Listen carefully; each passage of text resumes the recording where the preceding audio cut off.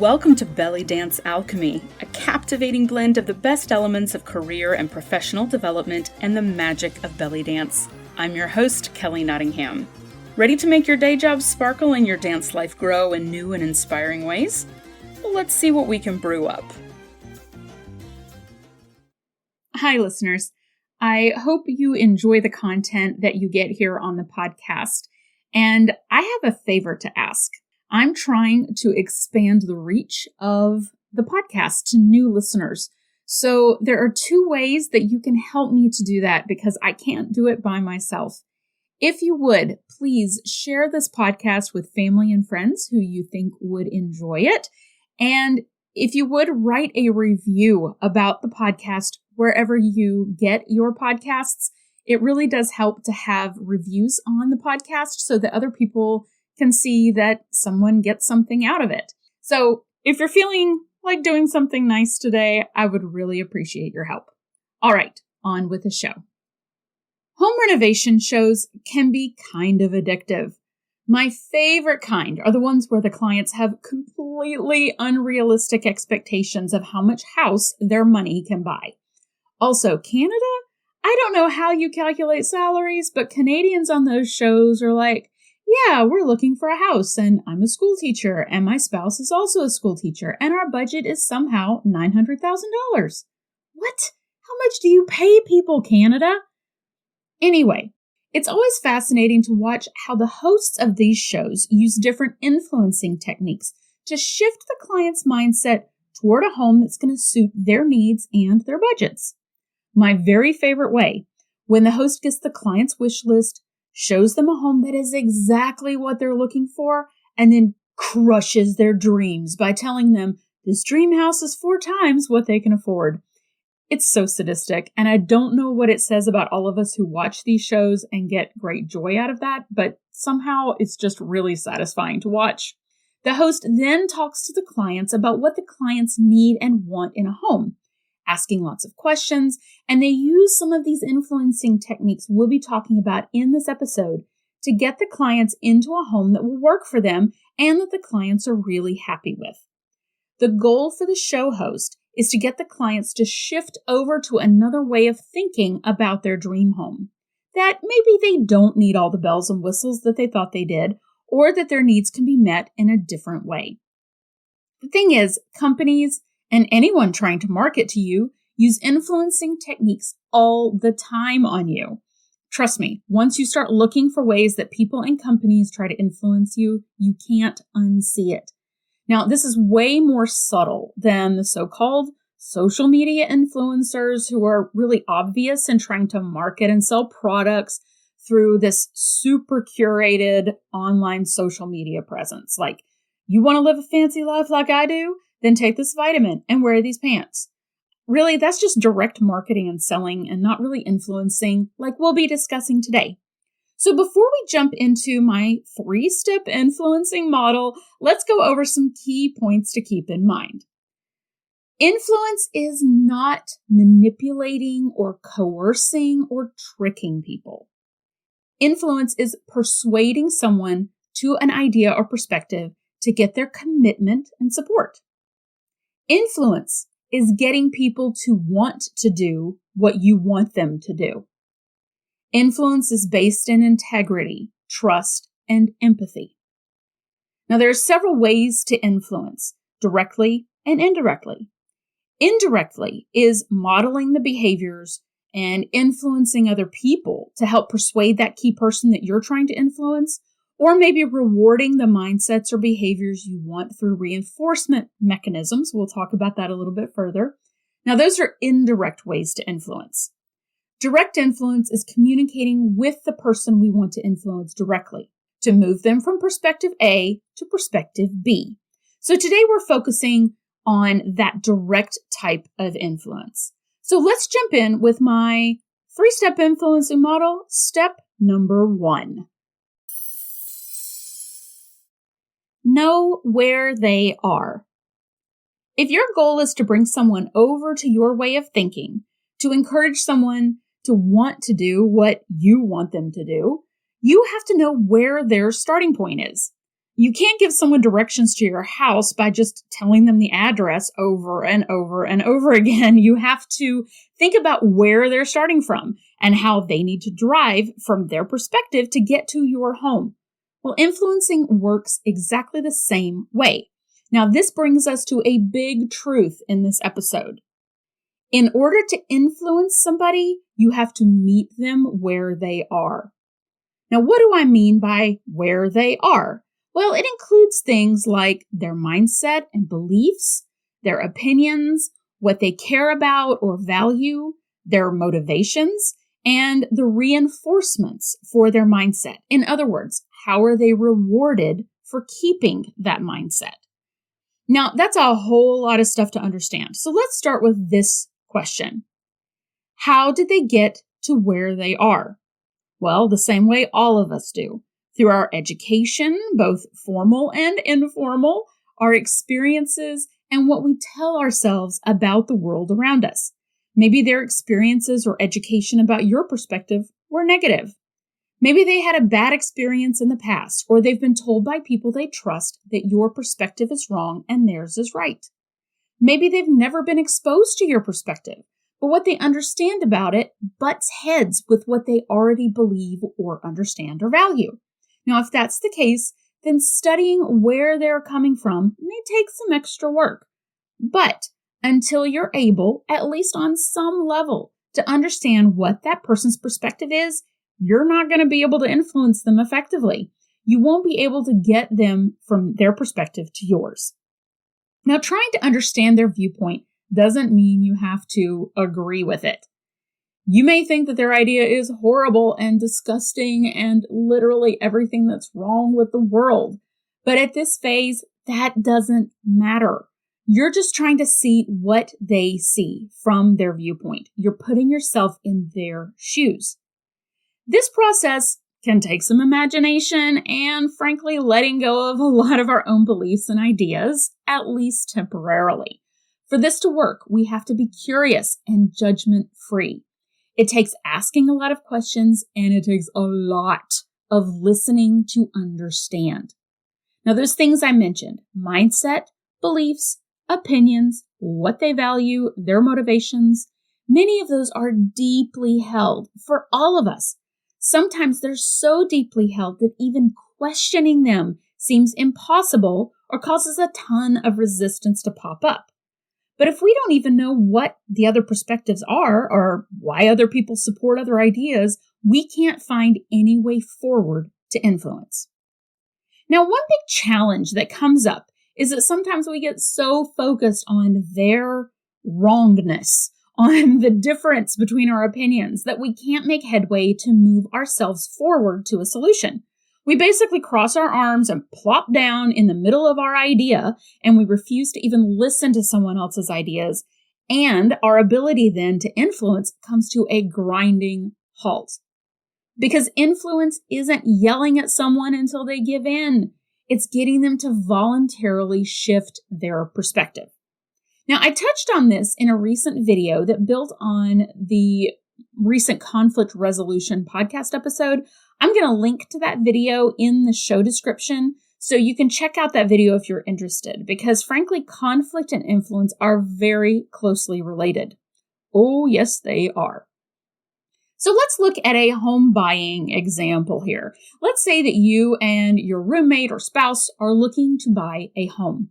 Your roommate wants a house that's going to be comfortable, very low maintenance, and easy to care for. So he only wants to look at brand new homes where everything is working like it's supposed to and everything is under warranty. But you live for vintage. You love older homes and think that they're worth the effort to preserve because there's value in preserving history instead of just burning an old house down and starting over. There's charm, there's uniqueness. So you're not at all interested in a new home. Now, in order to influence your roommate to your older home perspective, you need to understand why he believes what he believes, both about his perspective, that new homes are awesome and here are the reasons why, but also why he doesn't support your perspective. Now, you remember him telling you that he grew up in a much older home that had a lot of issues, and his family didn't have the money or time to fix it up. So he ended up taking a lot of frigid baths as a child, and that feeling of always struggling just to have basic comforts has maybe caused him to never want to be in that situation again. He never lived in a new home, but he automatically associates older homes with a broken down, uncomfortable home, and therefore he believes that a brand new home hopefully won't have any of the issues he dealt with growing up. Ta-da! New homes for the win, he says. So with all that in mind, you can begin to understand how his experiences and beliefs about new versus old construction are pulling him toward one perspective, whether or not it's actually the truth. Now, obviously, this is a fairly simple scenario, but hopefully you can see how the same approach can be used to start understanding how someone believes what they do about, let's say politics, or the role of government in a person's life, or religious beliefs. But what if you don't know any of this background? What if you have no idea why your roommate or coworker or friend or neighbor holds the beliefs that they have? Well, you have to ask questions and then listen. Listen without judgment. In this first know where they are step, you're not trying to change their mind yet. You're simply gathering information, understanding what's important to them, where their beliefs or ideas come from, and what motivates them. Get them talking by asking questions. In the next step, we're going to build on all of this information to paint a roadmap for influencing. So step 2 for successful influencing is identify the gap between where you are and where they are. Now that you better understand what they want and why they want that, it's time to do some self-reflection. Are you super clear on what your perspective is? This is one reason, honestly, why step 1 can be so useful. By looking at what someone else thinks and why they think that, we can clarify our own beliefs and motivations and perspectives, and maybe even start to see some of those reinforcement mechanisms that maybe we weren't aware of. We may not even clearly understand why we believe what we believe, or what motivates us, or what we identify with, until we're in a situation where we need to try to shift someone to our perspective. It can be a real eye-opener. So take the time to examine your own mindset, your own beliefs, what you care about and why, and what your motivations are.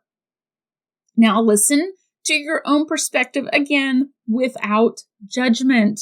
This means, yes, looking honestly at yourself without automatically thinking, but this is right. This is the best approach. Let go of the idea of correct. One way I like to do this is to imagine what an alien society would say about my opinions or beliefs. Look, Flirbit, creature A seems to prefer the more ancient dwelling, while creature B prefers the dwelling that the other creature has just constructed. Let us study this discrepancy further. Okay, so that's super silly, but honestly, it's a helpful way to pull us out of our own perspective objectively enough to see it without our own mindsets or emotions getting in the way. Aliens aren't likely to pass judgment on our opinions. They don't have an opinion on whether creature A or creature B is right. They just want to observe and understand. And who knows, through this process, you may be influenced to a different perspective yourself. So now hopefully you can see more clearly what you want versus what they want, your perspective versus their perspective. You may realize you're actually closer to each other's perspectives than you realize, or you may find that you're further apart than you thought you would be. That's okay. The goal is to see that gap between our perspectives. Now, once we get some clarity on the gap, we start problem solving about the path to get across that gap. What is the pathway to get from where they are to where we are? Well, first of all, how do you think they look at your perspective? What would their arguments against your perspective look like? So let's go back to our house hunting example. What would your roommate think about your opinion? He might say things like, well, she's never lived in an old home, so she doesn't get it. Or, She grew up in an older home, but her family always had plenty of money to fix it up. Or she needs to quit watching home renovation shows because she doesn't understand how long all these repairs will take and how hard they are to do. So with that exercise, guess what you just did? You just identified your roommate's mindset obstacles. Their mindset obstacles are the ideas or arguments they're going to have to either go around or through or over to get to where you are. Once you've identified the gap in perspectives and their mindset obstacles, you can start to brainstorm ways to move them past those obstacles. And that brings us to step 3 in our influencing model. Guide them from common ground. You've already done a lot of work to discover the overlap in your perspectives, or at least in your motivations. Step 3 builds on that to actually help influence and guide the person toward your perspective. Now, the big truth of this episode is that in order to influence somebody, you have to meet them where they are. Now, this can be done in an infinite number of ways, but I'm going to share a few here just to get your creative juices flowing. What motivates them? If they're motivated by feeling knowledgeable, how can you appeal to that? If they're motivated by a sense of competition, how can you appeal to that? If they're persuaded by data or information, what info could help to sway them? But let's say they're not persuaded by data or information, but instead they're persuaded by helping other people. How can you show them that your perspective can meet that need for them? Now, if an idea feels really risky to them, how can you help them see the risk isn't that big? Or maybe the risk isn't even actually there. If you feel that the gap is really big or that their obstacles are maybe deep-seated and are going to be difficult to overcome, is it possible that you can meet somewhere in between, at least for the time being?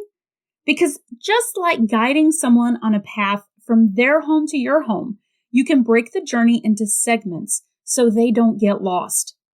Get them part of the way, then let them get their metaphorical bearings, so to speak, give them some time, and then move them through the next segment of the journey. You can think of it as incrementally moving through each obstacle in turn. If we try to get them through all of their objections to our perspective all at one time, they're probably not going to move at all. They may even dig in further to their perspective, and then there are now even more obstacles to overcome. When we try to pull them past all their obstacles at once, we end up in sort of a rock'em sock'em robot kind of situation where I'm telling you what you need to believe, and you're turning around and telling me what I should believe. And we literally could be coming from the same perspective, but we just can't see it. We start from where they are, not from where we are. This means changing our discussion from I want to you want, and then show them solutions. Paint a picture of the common ground you've found and how their needs and concerns can be met with your solution. I strongly recommend addressing their concerns and motivations early, and if you can, proactively, if you already understand them. Ask questions as you go, and be careful not to sound condescending or like you're talking down to them, because that shuts everybody down fast. Be willing to listen without judgment, because you're listening to solve, not to prove yourself right. Now, that means you also need to be willing to change your own perspective too. I mean, we're not always right, are we? If there's a mindset obstacle that your idea doesn't address, well, you may need to reconsider your own ideas. So let's go back to our house hunting example. Maybe your roommate has some good points about the DIY aspects of owning an older home, but he doesn't understand the solid construction that past builders used. So you both have some learning to do there. If he's persuaded by data, share information about repair costs for new homes versus older homes.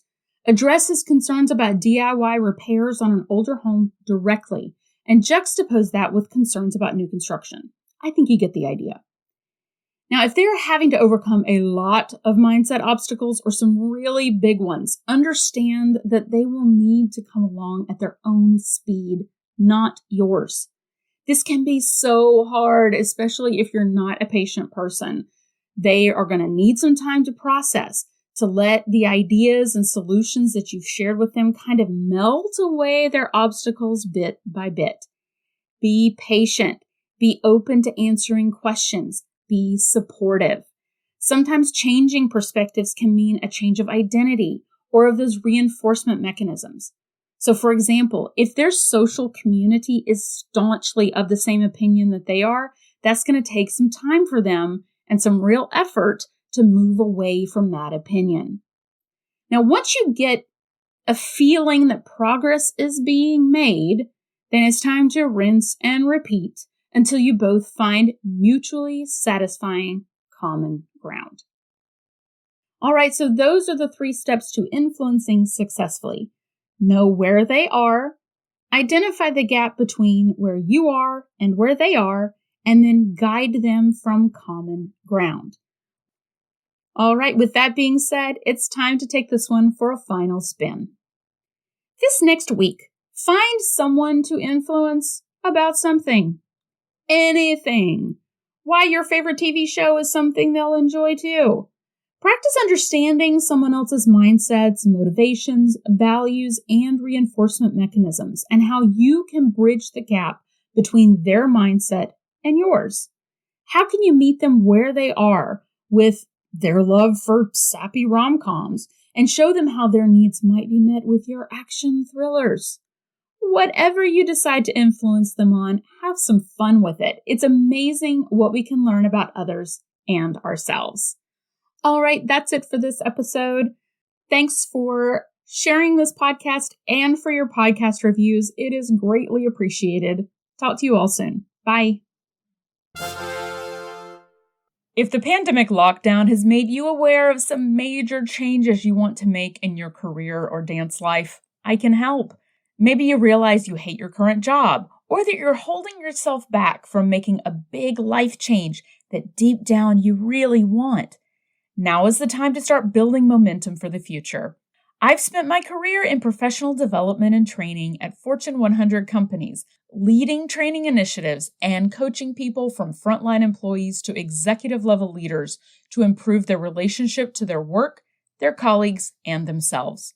If you think some non-judgmental support and gentle nudging would help you to get going, give me a call to discuss one-on-one coaching and consulting. If your organization or company is ready for an injection of new ideas, energy, and practical tools to improve company culture and efficiency, let's chat. I have off-the-shelf workshops ready to bring to your organization on topics like effective communication, change management, presentation skills, and a suite of leadership development workshops, just to name a few. Custom workshops are also an option.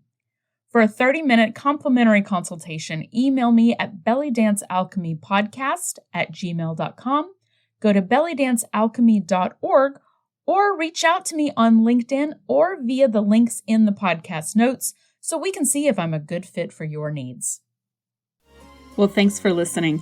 If you like what you hear, please subscribe to this podcast and share the magic with your dance friends. If you want more, you can sign up for our mailing list at bellydancealchemy.org, or you can email me your suggestions and feedback. I would love to hear from you at bellydancealchemypodcast@gmail.com.